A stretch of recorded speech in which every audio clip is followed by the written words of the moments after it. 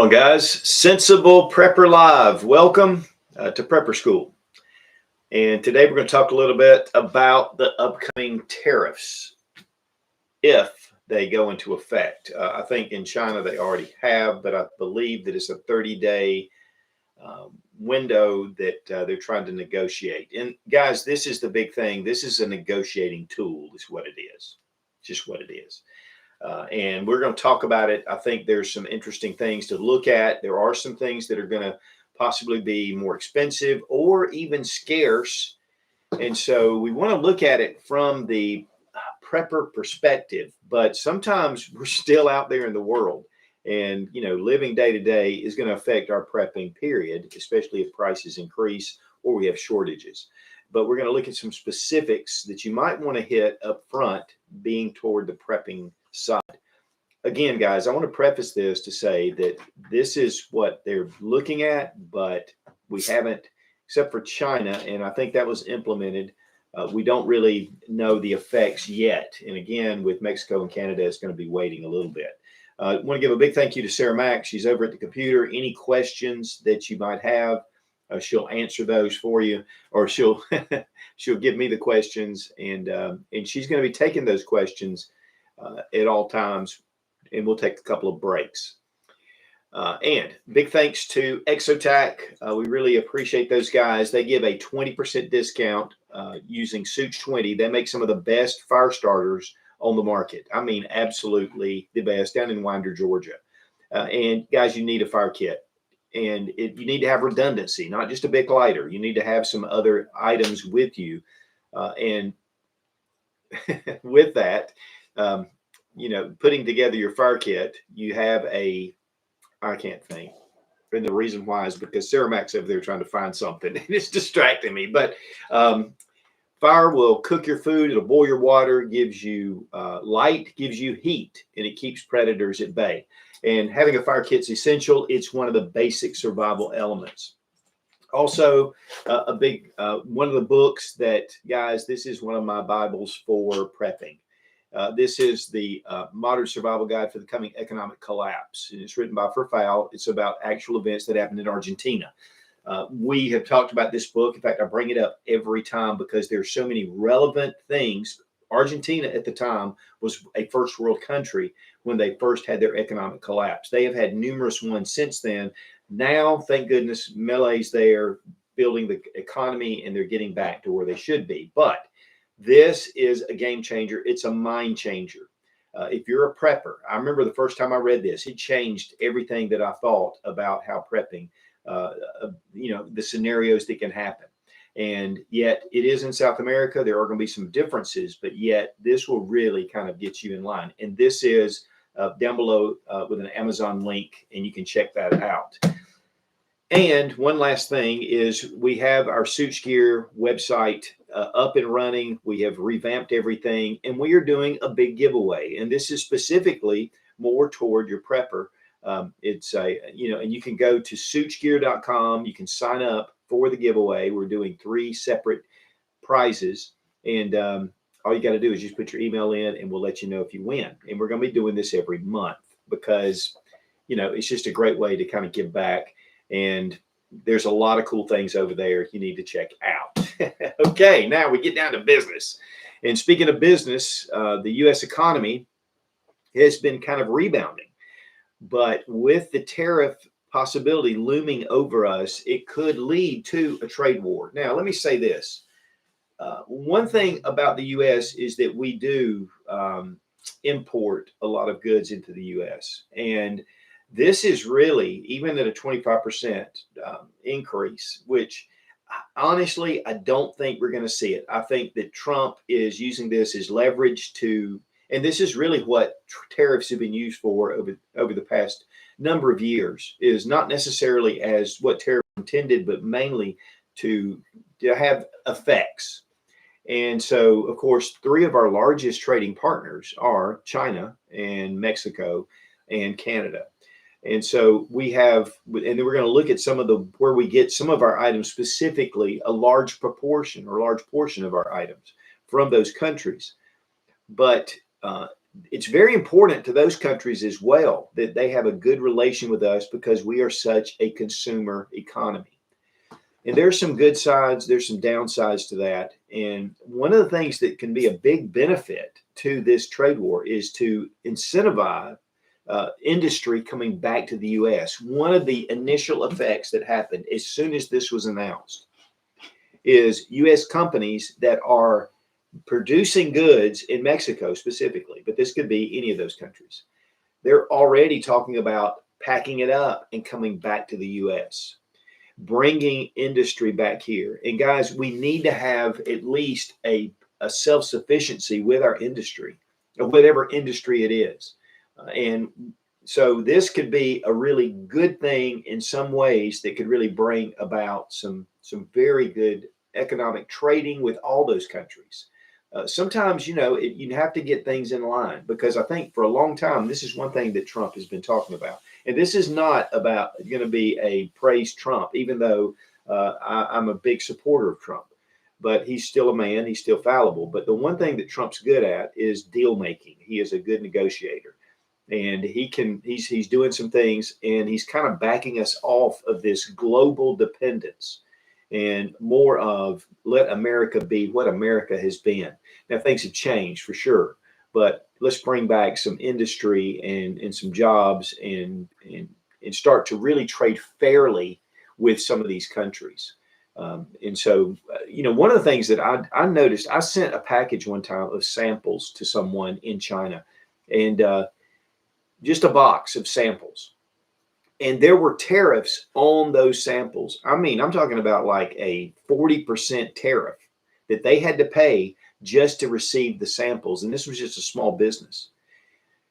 When we are dealing with someone that's already putting a lot of tariffs on us, it becomes unfair trade practice. So there are some things that are going to hopefully be cleaned up with this. But we could have a little bit of rough area. I think overall, we're going to be in good shape. We're going to get through this, and it's going to be a good thing. But we need to be cognizant that there could be some things that are affected, and prices could be one of the big ones. So one of the big things that Trump has proposed, or the White House, is that this tariff is not just retaliatory tariffs and we're just trying to go out and create money. But they have said if you can curb the massive immigration that's coming over the border, and this is toward Mexico and to Canada. And also, if you can stem the tide of a lot of the drugs, specifically fentanyl, coming across the border, because right now it's not only an open border for immigrants, it's an open border for the drug trade. And now that we talked about this last week about the cartels and how we're starting to crack down and getting these people out, I don't know if you guys saw it, but down in Nicaragua, San Salvador, the Bukele, who is the prime minister down there, has accepted and is going to accept criminal elements of these immigrants into San Salvador, and he's going to house them in prison. So it kind of gets that away from the U.S. And to me, that was something that we were looking at last week, but there's been an agreement made. One of the things that's happened is America's coming back and saying, hey, we're not necessarily going to manipulate you in ways that are just beneficial only to us. We want to meet with you, and we want to join together and make this a more fair trade. And so I think there's going to be a lot of good things, honestly, that come out of this. Now, because of imported goods, we do get a lot of imported goods, especially when it comes to fruits and vegetables. We get 63% of our vegetables from Mexico. We get 47% of fruit and nuts. 90% of our avocados are from Mexico, which makes sense because of guacamole. And that's one thing that really touches me is, anything that has to do with Mexican food. But, we are going to see some prices increase in those areas because we're going to have, obviously, the tariff. But then we're going to possibly even have shortages. So that is something to go ahead and consider. One of the problems with fruits, vegetables, not necessarily nuts as much, but they have a shorter shelf life than a lot of things, is that it's not something you can store up. And so be ready for grocery prices to increase. And what that does is, even if like it's Campbell's soup, and I'm not even sure if they're made here, but some of these vegetable companies that are here in the U.S., they still a lot of times import some of their raw materials or even the can or the label or the tires that go on your truck or whatever. So this can have a rippling effect because a lot of this could be raw materials. So we're gonna expect to see some prices rise, and then again, U.S. businesses that are in these other countries can kind of say, you know what, I think we're going back. If this continues into a long-term effect. I think we're going to see, though, again, my opinion is that we may see something right at first, and then I think we're going to see some negotiation. Here's the thing, guys. We need to be able to negotiate. We need to be able to come in and go, hey, you know what? You're getting a lot of value from us, and you're just taking us for a ride, and we're done with that. We want to have equal and fair trading because it's just not fair. One of the things I think that's kind of ironic is, China has been doing a lot of goods and services to the U.S. for a long time.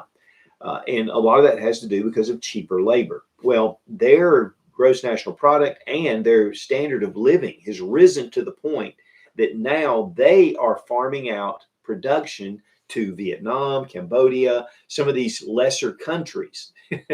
And so, it's this effect that goes all the way through. It's great to see China actually their standard of living going up. I'm glad to see people that are able to come up and to really be prosperous, and that's fantastic. I have no problems with that whatsoever. But when it affects our trade, our business, our communities, that's when we need to really step back and take a look at it. So the economy, though, if things, again, we've had a kind of a rebound with Trump coming into office. We call it the Trump effect. And we've seen the economy kind of start to expand, but this could kind of stall that. And again, it's according to how long that they work through this. Now, the one problem with that is it could be job losses. So if you're in an industry that could be affected by that, you need to be aware. Again, it could be a short-term effect. It could be longer. You think about Walmart. How many products in there are made in China? And so the prices could rise for sure. I've got a list of here of different things that we import heavily, and one is fruits and vegetables, and also multigrains. We import a lot of multigrains. We import a lot of sweeteners. We import seafood. 70 to 80% of our seafood is imported. Now, it's not all from those three countries. There's a lot of other countries that are bringing this in. Honestly, and this kind of surprised me, 15 to 17% of our food is imported overall. That's not a huge number. I mean, that's actually pretty manageable. And then there are other countries that we're still getting these foods from and could actually become more better trading partners. So that's one thing that it opens the door to. So let's say Brazil has all this fruit, and they have all this, and they're like, hey, we can supply you with fruit and there's no trade war here. There's no tariffs. And so we could see some shifting in the market. Now, the one thing is China and Mexico and Canada are also aware of this. They're Central American countries, I'm sure, that produce all kind of different vegetables and fruits and different things that can actually take the place of some of these guys if they don't work out something with trade. And I think that's one of the reasons why we've seen both Canada and Mexico kind of back up and go, okay, let's negotiate. And I think the one thing is if Mexico specifically will close the border, and they've already started sending troops up there to kind of stop things. One thing, and this is really from last week, I read this morning, is that these cartel bosses now they're giving mandates to their men to go after Border Patrol agents specifically for assassination. So you guys pray for our Border Patrol. I mean, they're back at it now. They're able to do their jobs, and it's really great to see. But we need to really, that there are some dangers. And the other side of it is to lay down and let them run over you. And we can't do that as well. Okay, so food prices can go up. Vegetables, 63% of our vegetables, 47% of our nuts do come from Mexico. That's a big one. 90% again of our avocados. Modelo, which has become the number one selling beer in the U.S. If you're a big Modelo fan, if you switch from Bud Light and went to Modelo, maybe you're going to have to find something else unless things, again, pan out. But, Americans have become very hooked on a lot of different Mexican foods, which I am one of them. That's one of my favorites. And so, that could affect your eating habits. So you may have to start going to Longhorn or somewhere. But the thing is the U.S. though we import so much food around the world. I mean, we import a lot of food. So a lot of these are specialty foods. Typically, it doesn't mean that we're going to be, the grocery stores are necessarily going to be bare and we're not going to have access to food. We will, because the U.S. produces enough food, honestly. But a lot of it, again, is imported. One thing I thought was kind of unique is car parts, which when you really think about it, but a lot of car parts come from Canada. So the car industry here in the U.S. depends on a lot of the cars that are coming, out of or the parts to build the cars. The other side of cars, vehicles, things like that, are the electronics. Now, that's a big one that we get from China, and China does a great job. Of course, our phones. One thing that we need to consider as far as preppers is our communications. So you have, ham radios, CBs, whatever you're using, even the little family radios, all of those can be affected with a trade war. It's going to increase the price. The thing is guys, there's a 10% trade tariff on Chinese goods. So that's just going to be passed on to the consumer. And so that's one thing that, again, we just have to look for. Even computers, we get most of our computer chips from Taiwan, and we do produce quite a few here in the U.S. But, those are things that have affected us in the past, especially when COVID hit. A lot of the trade was disrupted. That could happen again, at least for a short period of time. So medical. Now, this is probably one of the biggest that I'm concerned about. And after this, we're going to go to some questions. Medical. Almost all of our antibiotics are made in China.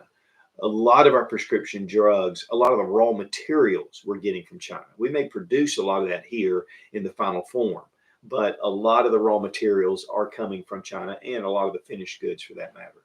So pharmaceuticals and medications could have a dramatic price increase. We'll have to see again how that pans out. At least a 10% increase. But, Medicaid bandages, a lot of times, a lot of the just basic first aid kind of items can be made in China, at least the least expensive ones. For me personally, I go for U.S. made. North American Rescue is a great source. And I know Skinny Medic at Medical Gear Outfitters, he does a lot with those guys. And so there's going to be some good sources. But a lot of times, while they're made here, a lot of the raw materials are made in other countries. And so, we've got to be cognizant of that and just be ready. Okay, let's go to some questions. Sis Clark says, good morning. Love for Fowl books. Have you had a chance to read his newer one about street survival? No, and I need to. And one thing I do want to mention about For Fowl is he got in touch with me a couple of months ago. It was right before Christmas, so it made things a little nuts. But we're going to do a collaboration get together and do something. Now, I think he's not here in the U.S., so we're going to do a video conference or whatever, and we'll bring some stuff to you because I've been a big fan of his for a long time, and he's really brilliant. So no, I will need to get that book because I love this book. David Goodman asks, do you have any prepping tips for a truck driver? Yeah, that's one thing. And we've talked about some of the long range bug out situations. Having a get home bag in your car is vital, or truck. And especially with you on the road, when you're on the road sometimes for days, according to what you do, if you're in the city or if you do long haul kind of trucking. And we did a video about this, talking about long distance bug out or get home bags. One of the big issues with that is if you take your Google Maps or your Apple Maps or whatever you use, your maps, and there's an icon there where it's driving, bicycle, and walking. Plug in walking from wherever location you are. I know when we were on vacation and we were getting ready to go, and I just thought, I'm going to see how long it'll take.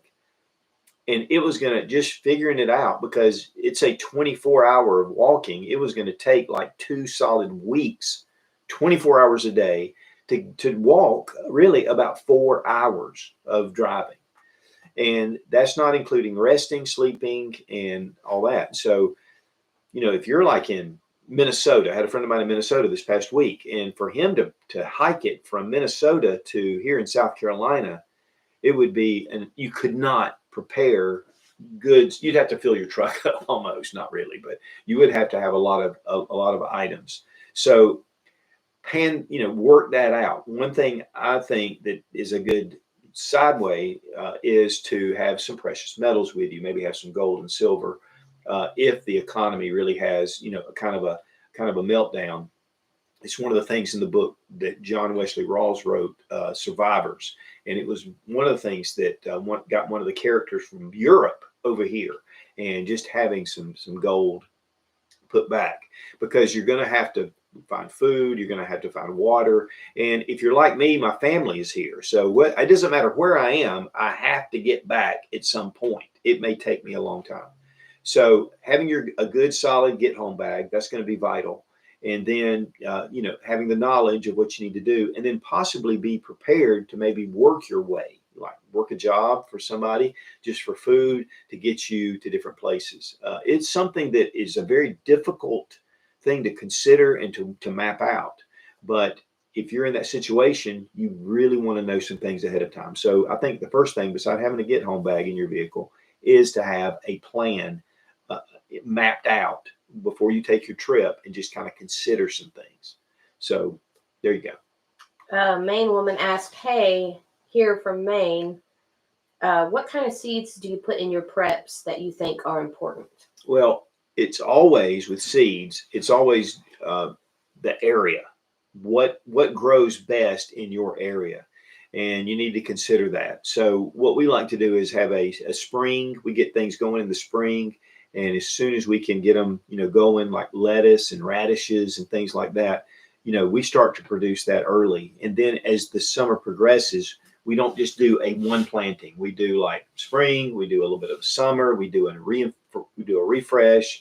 And then when it gets more toward the fall season, there are a lot of things that grow really well in the fall, including Brussels sprouts, which I'd never had Brussels sprouts until I was an adult. And man, I didn't think I'd like them, but I love Brussels sprouts when they're prepared right, and cabbage and things like that, collards, they're different things. So, but it's according again to what grows in your area. Peanuts grow great here. I doubt they'd grow that well in Maine. So find out what Maine is good for: the soil, the climate, the temperatures, and then choose what you're going to grow from that, and have a good balance. So, I wish I could just say I do this, but that doesn't necessarily work for all areas. Ron Simonetti asks, considering a storage unit, are there particular preps you store in your unit versus at your homestead?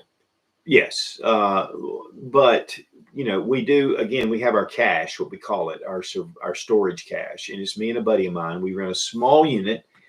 And we put the needed supplies. What I do is I just think, okay, if I can't get home, what am I going to put in there? And two, unless it's climate controlled, you got to think about that as well.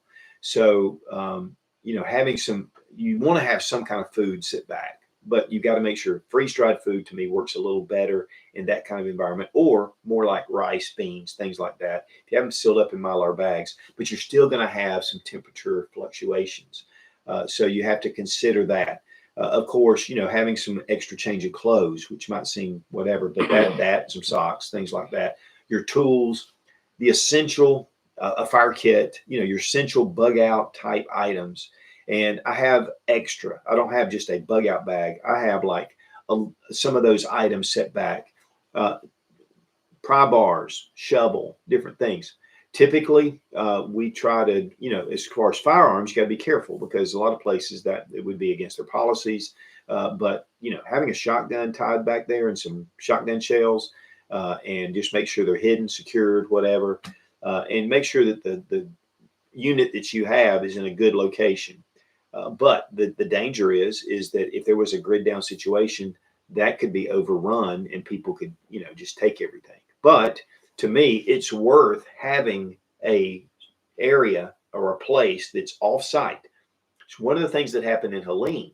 was there were a lot of preppers up there in Western North Carolina, and they lost everything. I mean, the river came, or the mudslides, or the mountain. Their house went down the mountain, and they lost all their preps. That to me is a strong case for having an off-site prepping setup, because if something happens here, or you have a house fire and it burns everything up, you have an off-site to where and it could possibly go too, but maybe think about some different elements around that where it may not be affected. So there's a lot to consider there, but I'm a big proponent of having a cache with really upgraded bug out situation supplies, and you can, as far as large as you want to do, it's up to you, but at least have some basic supplies in there. Savage Lee says, I thought Corona was made in Chicago, or is it just distributed from there? It's distributed from there. Yeah, Corona, Modelo, Dos Equis, all those beers. We import a lot of beers here to the end. But the great thing is we've had a lot of, brewing companies that have opened up that are more independent, that have opened up all over the country. I mean, they're everywhere. So there is, but, are we getting the materials that we need? And can they keep it maintained? But I think overall that they're doing a great job. So yes, Corona is down in Mexico. Okay, we'll come back to some questions in a minute because we want to kind of hit some things. You guys are having some good questions today. Okay, medical supplies, and we talked about that. Now, lumber. We get a lot of lumber from Canada. Obviously, Canada has vast forest, and they utilize that. And they import a lot of our lumber, which affects house prices. One of the things that's happening right now is, and it may actually continue. I know that South Carolina had passed Texas in being the biggest state for people to be moving into. And that was a U-Haul study where they were talking about U-Hauls being rented and brought into any state. And so South Carolina, and this has been about 3 or 4 weeks ago, where they were the number one. And I'm going to tell you, living here in South Carolina, especially where we live in the Greenville, South Carolina area, the increase in traffic is horrific. I mean, it's honestly like, whoa, it's crazy. And they're building new schools. It's really crushing the infrastructure that we have here. So we're having to spend money on that.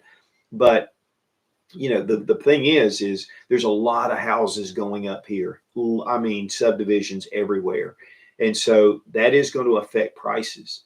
And it's going to affect, and if you're renting, there's a lot of BlackRock's the culprit here, there, and some of Vanguard and some of those, where they're building communities, beautiful homes, and we've seen them a number of places, and they're just renting them.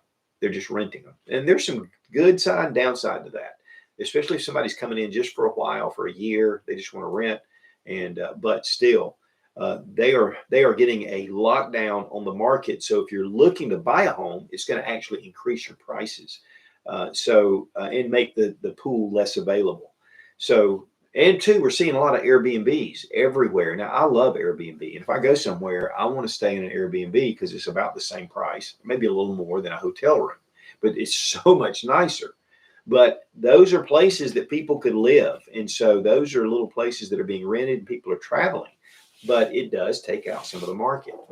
But housing prices, we've already seen the increase, especially here. It's been just ridiculous. But with lumber and different raw materials, we could see housing prices going up even farther and faster. Fuel. We get 61% of our crude oil imports from Canada. 61% of our imports. Now, that doesn't mean we produce crude oil here. Here in the U.S. In fact, we're one of the largest in the world, but we export a lot of that crude oil. So this is the thing, guys, and I want to kind of pause here a second. I was looking at a lot of figures this morning and just doing a lot of studies because of what's going on. And really, which surprised me, is our gross national product, or what we produce and everything, really imports overall are a very small part of what we do here in the U.S. And I think, though, the problem is a lot of raw materials are going to affect things that are out there where we're importing steel or we're importing wire. They were talking about that. Wire could be a real problem, insulated wire specifically. And so there is some ripple effects. I know during COVID, hand sanitizer. The thing is, they could create the hand sanitizer, but they couldn't get the bottles, or they got the bottles, but they couldn't get the little pump, or they couldn't get the label, or so we're interconnected in so many places with a lot of the industry, and like packaging a lot of times comes from China. And so, if you have an increase in packaging, it increases the price. And packaging is a percentage of a product, but it's still that will be passed on to you. These companies can't necessarily absorb the tariffs or these higher prices. It definitely will have to be just passed on. One thing too that I thought was interesting is batteries. We get 56% of our batteries from China. So that is one area specifically that you need to consider with prepping is if you have batteries, whether they're rechargeable batteries or standard batteries, we could see a pretty significant increase in batteries. I want to back up though to fuel again. Not only crude oil, but a lot of times, especially coming from China, is natural gases, different things, different fuels coming from different places that could increase. Again, though, guys, remember that these are just three countries. They're big ones and they're big trading partners, but there are a lot of other options that are out there. I think one of the things that Trump was really smart about was getting back into the Panama Canal. We'd kind of neglected that. China was really making a lot of headway in controlling a lot of that. And so now Rubio went down and they've made some agreements. And not necessarily to take it, but to open up some things and to give us more protection there. Because honestly, guys, it's like 50% of all goods in the U.S. pass through the Panama Canal. So, from the West Coast or from the East Coast going around. So it is a vital artery for exports. And that's one thing I think that's been a big plus. I did a video talking about the 7 major choke points in the world. And they're all those kind of places. Panama Canal was one of them. The Strait of Hormuz and all these different places in the Red Sea, when it comes down, a lot of oil passes through there. There's a number of different ones. And if we lose the ability to transport things, that's definitely just a part of what we can face as far as prices and increase and scarcity. So batteries, big deal. We use a lot of batteries. We use batteries for our watches. We use batteries for our flashlights. We use them for a number of things. So just go ahead and guys, most of the Duracell batteries at this point, just your alkaline batteries, they have a 10-year shelf life. And I think I think a 5-year shelf life on the standard AA, AAA batteries. But then when you get into your CR123s, it's a 10-year shelf life. A lot of times for us, we buy a lot of camera batteries, and that affects us. And we buy a lot because, we wear them out. So, those are just increases that you're going to see. One thing, though, that I have seen recently is an increase in precious metals. The price of gold has gone way back up. When Trump was elected, just when he was elected, gold price went, and it just dropped. It dropped like $300 or $400. Now we're seeing it get back up to the $2,800 range. What does that mean? That means your dollar's worth a little less. It means it's worth less. We were backed on the gold standard. Now it's more kind of a flow of manipulation, really. But this is something that has really risen in price. And so precious metals are going up. Silver is going up, but not quite as fast as gold. But that is an indicator. And I think the biggest indicator of that a lot of times could just be the uncertainty in global markets, or, different wars a lot of times will make gold go up, different things. So I think that honestly, it is an uncertainty, but I think if all this kind of starts to filter out and we kind of get back to a good trading partner system, and we kind of get the stop of the fentanyl, and we kind of get the border under control, I think we're going to see, which that's what this whole thing is about. I think we're going to see some better days ahead of us for that.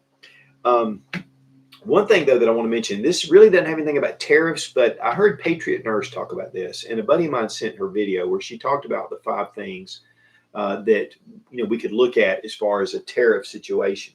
And one of them was natural herbs and medicines. We get quite a few here, but there's a lot of the raw materials and a lot of those herbal medicines that we get from other countries. Again, how much does it come from China, from Mexico, from Canada? And two, how many countries are importing into China and then China imports it to us, which is also a countermeasure for China to import it to Vietnam and then Vietnam import it to us.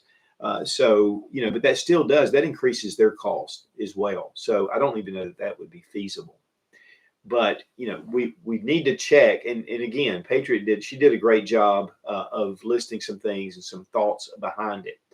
But one thing that she said, and this is the reason I brought this up, is that guns, ammo, gear, optics, doesn't matter. Right now, the prices are low. This is what we call the Trump slump, because the fear of gun control, the fear of some of the government overreach. Now, there are some segments of our population, our citizenship, that are concerned on another level for those kind of things. But as far as the general population, you kind of go, okay. And so with that, these gun companies are ramped up to produce, and they're producing a lot of stuff, unlike any time I've ever seen. It just keeps increasing. But the problem is your market's smaller. So right now, you're going to be able to get some really good prices. I've seen some great prices on ammunition, on firearms. I mean, like, wow. and different gear, because again, a lot of times in the Patriot community or the prepping community, we kind of step back and we go, okay, But here's the thing, guys. And this is something that I said. In fact, we talked about the Trump slump. Don't stop prepping, because it's just 4 years. And if there are some things that we can get better deals on, and guns, ammo, gear are one of those things. And right now, it's phenomenal. On our website, Suits Gear, we put out deals. I mean, deals. We go, good grief, we put those deals out. And so, you can go to our website and check that out. But it's just a great time. I mean, 9mm is getting down there very reasonable. 223 is getting down there very reasonable. And the reason why is because it's supply and demand. And when the supply is way up, you get a better price. When a lot of people are buying, you get a lesser price. And one of the things too, guys, is some of these items right now, people are just kind of, we'll see how it pans out. They're not really doing much. It's like I always say, we are on this line and everybody's kind of humming along just fine. When a crisis happens, this happens. When the general population panics, that's when we go into that upward just swing to the stars. By that time, it's too late. So if there are some things, some areas like, let's say medical supplies, you're like, you know what, or even medicines or things like that, is to get ahead of the game. And if you have the cash, take it, just like with the guns. I mean, honestly, right now, we should be good for a little while. There is a shortage on gunpowder right now worldwide, and a lot of that has to do with the wars that are going on. So with the ammo prices kind of coming down, it's kind of nice to see. And really right now is the time to buy. And let me say this, guys, because, we could have something that happens massively that really changes the course. Doesn't matter who's in office. But if we have had ammo shortages 8 times, I'm talking about massive shelf clearing type stuff. And anytime I would post a picture, like I'd find some ammunition that I didn't even know about. I had some in my closet, actually. I had a 50 caliber 10 of 223. And I just took a picture and posted it on Instagram. And the anger that went on, oh, you're hoarding ammunition. That's why the prices are increasing. And I'm like, I bought this 10 years ago. And I recommend you do the same. Ammunition doesn't have a shelf life, really. If you keep it in a cool, dry place, keep it in an ammo box and close it down, and maybe throw some desiccant packs in there, that it doesn't go bad. We still use World War I ammunition. We've shot a number of different guns with World War I ammunition. And as long as it's well cared for, it'll still shoot. So that's one thing that right now, if you happen to have some extra money, there's going to be some really good deals out there. And secondly is prepping supplies in general. So a lot of times when people kind of get comfortable, I'll just tell you, I'm very optimistic about what the direction we're moving to, we're shifting to. And because of that, just like everybody else, you kind of go, things are good. Things are going good. And you know what? Things are going good and they're going to go good. But in the next 4 years, we got 4 years. And then what? We could pull on somebody else that's going to lead the country, to really benefit the American citizens. And that's what really government is supposed to do when you look at things. I mean, we elect people to go and make decisions to protect us, to enrich our lives, to make it not to enrich our lives physically through the government, but to give us opportunities and step out of the way and let us produce. And so, while we've got these 4 years, use them to your advantage. And that's a big deal. Okay, we got some more questions. We'll jump on that for a second and see what you guys have. PFASMA5 says, Sensible Prepper, you have a great channel, so thank you for your great works. Is there some way I can filter the water collected from the gutters on my roof so I can drink it? The one problem with, because we have rain catchment systems, and really hadn't thought about this at first, but the one problem with coming off your roof is possible acetone that's used for your shingles. There's a guy that actually, when he brought that up, he has a metal roof. And so he was doing that. So there is some concern there for me. I don't know that it's going to be enough to cause any problems. And it's something that I really think that needs to be looked into. I need to look into it. But one thing about rain water, period, is we're big on Berkeys. We have, and Berkeys are having some issues right now. So we've been really looking and searching. We found some good sources, and we're going to try to bring those to you. But overall, a filter, if you're filtering water, as it filters, like the Berkey will filter 3,000 gallons of water, that charcoal black Berkey, and each filter. But the purity is really high at first, and it degrades in purity. So by the time that filter is done, which means that it won't filter any more water, you're getting a lot less filtration.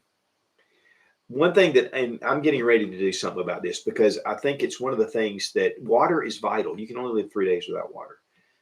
What are some ways to set up something to where you can filter water using natural materials, which, charcoal, gravel, grass, the sand, the things that, you learned in Boy Scouts, the way that people used to filter water.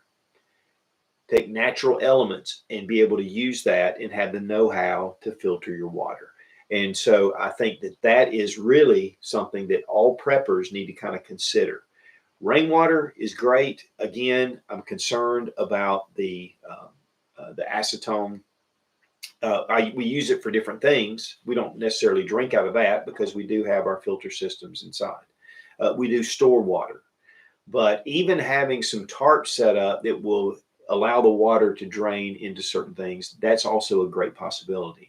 So do some research on that. I would ask you to do some on acetone, if it's even able to be removed or how we can remove it. And I'm going to be doing the same. It's one of the things about water is so big, and I have a lot of plans, but I haven't quite gotten to them yet. George Boone asked, any advice for someone who's waited late to start prepping? Yes, I do. When I first started YouTube, it was 2008. It's been 16 years. And my channel originally was Such Fun Gun Reviews and Sensible Survival. And I did guns and gear, mixed it all with prepping and just whatever. It was just a whatever. And it was early on in YouTube. People started going, is this prepping channel or a gun channel? So I split it. That's where Sensible Prepper came from. Here's the thing. When I started my YouTube channel, there were people on there saying, if you haven't gotten your food together, it's too late. Now, this was during the Obama years. It was 2008. And, there was the economy was really rocking. They were saying, take your credit cards and just spend them. Just go to the limit and you don't have to worry about it because the end's coming. And I wonder where those people are right now. They're still paying on those credit cards and probably had their house, foreclosed on. What you do today will put you ahead of where you were yesterday. So if you go to the store right now and you go and get a couple of bags of beans and rice, you get some canned any more beef stew, you get, and listen, canned food will last longer than you will. The processes they're using now with the heat, the sanitation, the sealing of the can, and the liners in the can. We've gotten really big on canned food. Actually, we have our long-term food storage, all that, but we have gotten kind of heavy on that because it just lasts and we can eat the things that we really like, or at least something that we would really be tasty. So I would consider first doing a little bit at a time, building and building. Before long, you're going to turn around and go, okay, wow. Shoot for a goal for a month. I've got a month's worth of food. When you get that, then say, okay, you know what? I see what I'm doing now. I want to fill some holes. Let me go to 3 months. And then also balance. You need to have water put back. Get you just according to your space. If you live in an apartment, you're going to have more trouble. And you have to get very creative if you live in a small space, but you can do it. But you've got to think about your water. You've got to think about in filters, at least have some kind of filter, even if it's a Katadyn Hiker Pro, which they're great, or even a Sawyer Mini. Have you some water filtration. Your food, medical is important. Having a medical kit, building up a medical kit. Do it incrementally. Don't go out and take, all your money, because here's the problem. When you first start, it's huge. It's hard to think about all things. As you start to build and you get those items, you start to go, oh, you know what? I hadn't thought about this. Oh, you know what? I need to think about this. So it's never too late, because here's the fact. I can be the biggest prepper in the world, but I can never prep everything that I'm going to need for the rest of my life. So what prepping really does, it's buying you a chance. It's buying you a chance to make better decisions once you get to point B. And then it opens up opportunity. Get your prepping started. Get serious about it. Buy you some long-term food storage. Go just buy some beans and rice. Buy you some canned food. Put that back. Buy you some gallons of water at first. Start out. Just get some gallons of water. Put them back. Get you a good fixed blade knife. That's with a full tank. Just get some basic survival. Don't buy a lot of junk. Don't buy crap. Buy good items. One of the things about a fire kit, put yourself together a fire kit. You don't have to go with Exotac. They're a little bit pricey, but man, they're the best. But can you do with less? Sure. So put together a nice fire kit, budget out, your preps, and then start making a plan, and then just grow it. So shoot for a month. If you're on a real limited budget, shoot for a week. I got food for a week. Okay. That'll give you 1 week to say, okay, I got that. If all heck breaks loose, you got 1 week. By the time that week's over, you don't know what opportunities can open up, and then just start to grow. So I hope that helps. Robin in VA says, maybe not today, but can you talk about prepper fatigue due to various reasons? Yes. Yeah. And it can be that. One thing that happens with us is in our family, I try not to talk about it all the time. And honestly, I try to take breaks from it. Now, the problem is if I take a break from it, sometimes I kind of get lazy. So, what I do is I watch what's going on the world stage or in the U.S. I kind of watch that, and I'm looking at the economy, and I'm just kind of normally just trying to keep my head above water. Anybody should. Let things motivate me. I let things, but I don't just get into a panic. I had a girl, this has been when I first started. In fact, one of the reasons why I continued my YouTube channel, started going, because I started answering questions. The girls got in touch with me, said, we live in Florida, my husband and I and my family. And she said, we had this boat, and we want to sell our boat and buy prepping supplies. Again, this was 2008. And she said, we don't know what to do. We need to get this, we need to do that. And she, and I sent her a message back, and I said, first off, breathe. I said, just breathe. I'm not telling you to sell or not to sell your boat. It's up to you. I said, but calm down and make wise choices. The thing is if you're not careful, prepping can be an emotional knee-jerk reaction. And, we got to do this. Just have a steady building up, doing what you need to do, learning things, and growing. And then before long, you're like, okay, like when COVID hit, my family, we were sitting here and we were like, okay, yeah, this is scary, but we're good. We're good for right now. When Helene hit for us, and we lost our power for a week, and which is not horrible, but the people in Western North Carolina are still suffering from that. It's been months now. Thing is we were like, okay, we had generators, we had solar power generators, we had supplies put back. We were in good shape, and it gave us peace of mind. So don't let it drive you crazy. Don't let prepper fatigue go, oh, we got to do this, we got to do that, we got to do this. Again, remember, you're buying time. You're never going to be able to prep everything you need. Get a very balanced prep. Line up, get your prepping system kind of lined up. Make sure you rotate your food out. Don't get lazy and buy up all your food and you're over here buying all this. And you got to buy that. And be careful. Be careful not to just go out and, a lot of times I talk about things on my channel and people run out and buy them. And I don't really mean for them to do that. I just want to show you what's out there for you to make your best prepping plan. And again, set a goal. And then go, okay, we've reached it. And get the emotional out and get more logical in. And I think that'll help. But if you're just thinking prepping 24/7 and it becomes a hobby, really, it becomes your focus, you can get really burnt out. So balance, take some time off, go out of town for the weekend, go out to dinner, enjoy yourself, go to a movie, and then think, okay, you know what, logically, we need to work on this. Maybe that'll help you.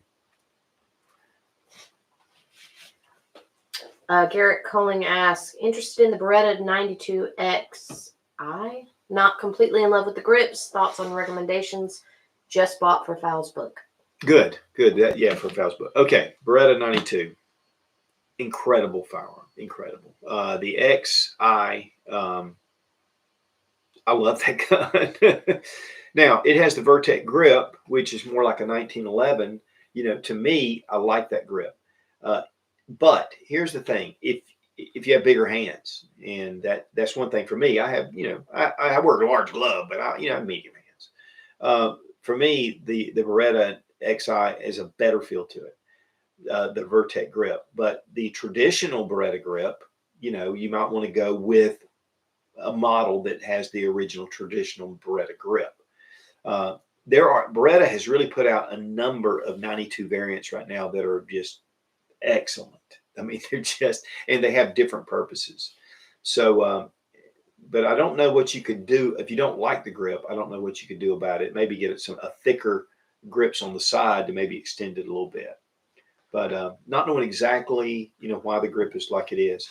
But to me, any of the Beretta 92 variants, they're so smooth shooting with that open slide design, and they're so reliable. And obviously, the U.S. military used them from 85 to 2017, so they're really an excellent gun. But I'm a big fan of the XI, actually. But that's the one thing about it, guys. There's so many handguns and choices out there, rifles, different things. Is you can find the preference that you really like because we have so many choices. Main Woman says, do you think AirTags are important to have if after an SHTF we still have internet? Or do you think AirTags are a bad idea for family members? We have AirTags.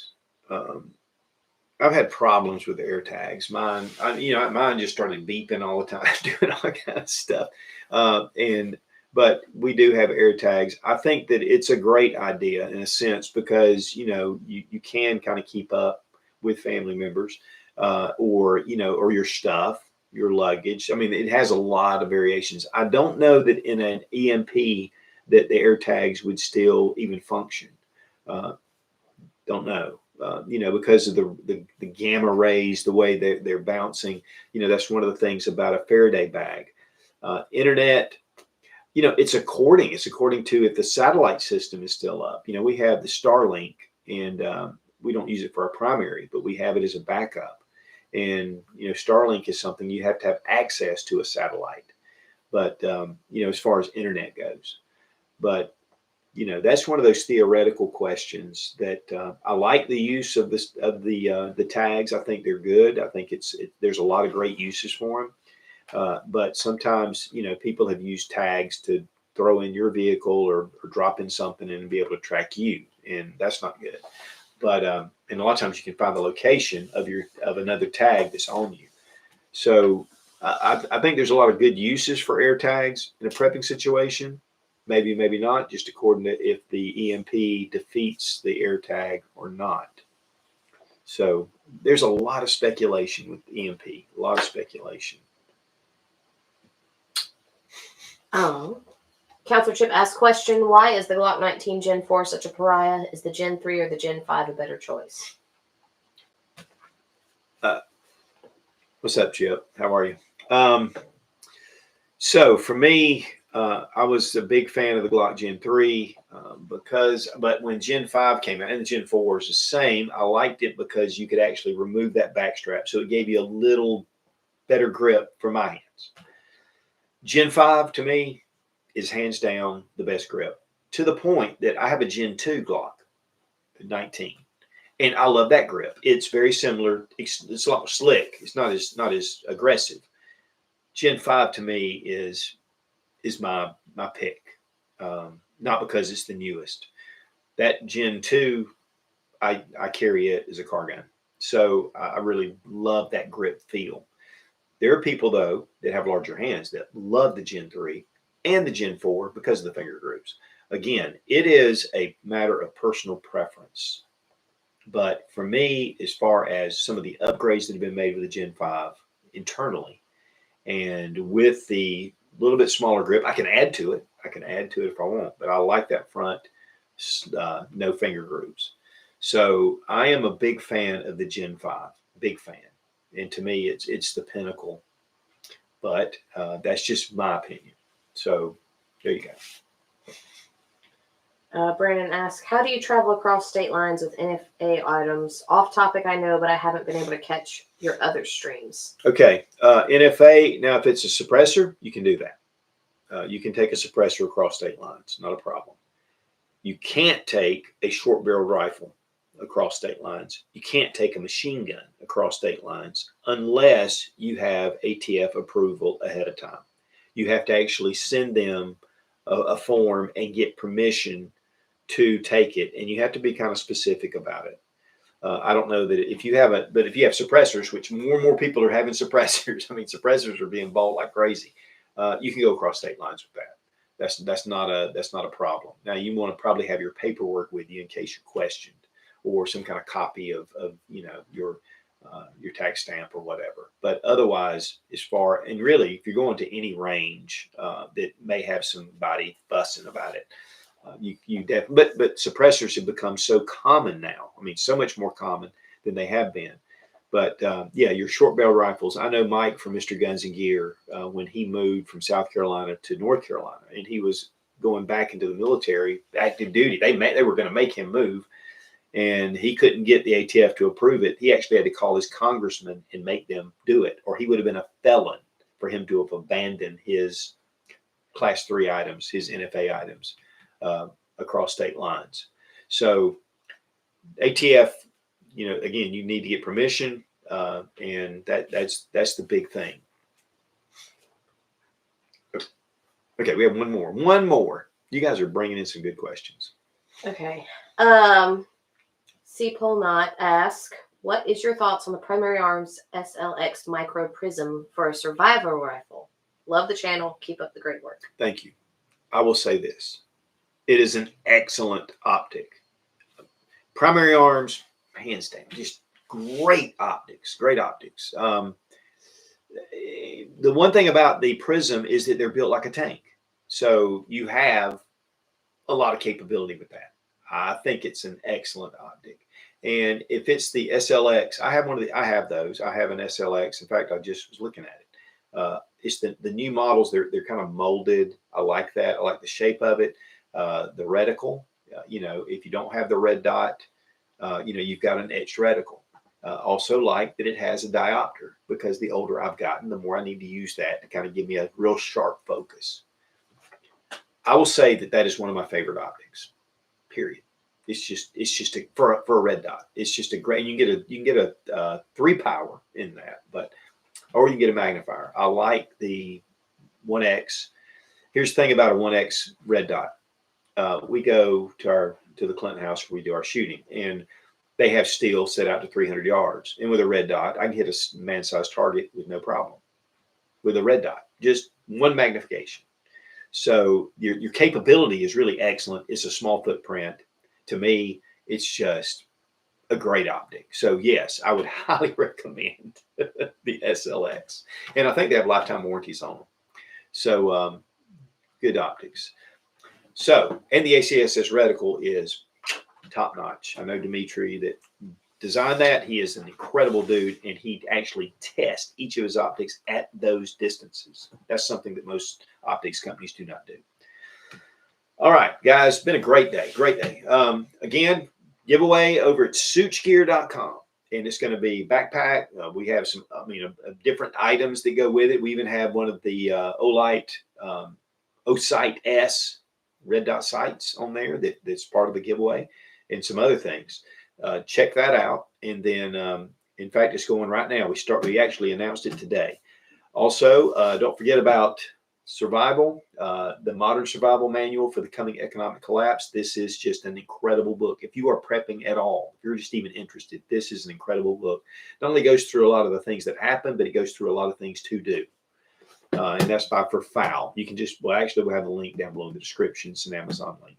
Also, Exotac, big thanks. Big thanks to Exotac. Guys, you need a fire kit. I've said the reasons why. Boils your water, cooks your food, gives you light, gives you heat. You need fire in a survival situation. And Exotac gives a 20% off using Such20 with the link down below in the description. And we really appreciate Exotac. Big thanks to Sarah Mack as well for getting the questions to me. So, see you next week. Be strong, be of good courage. God bless America. Long live the Republic.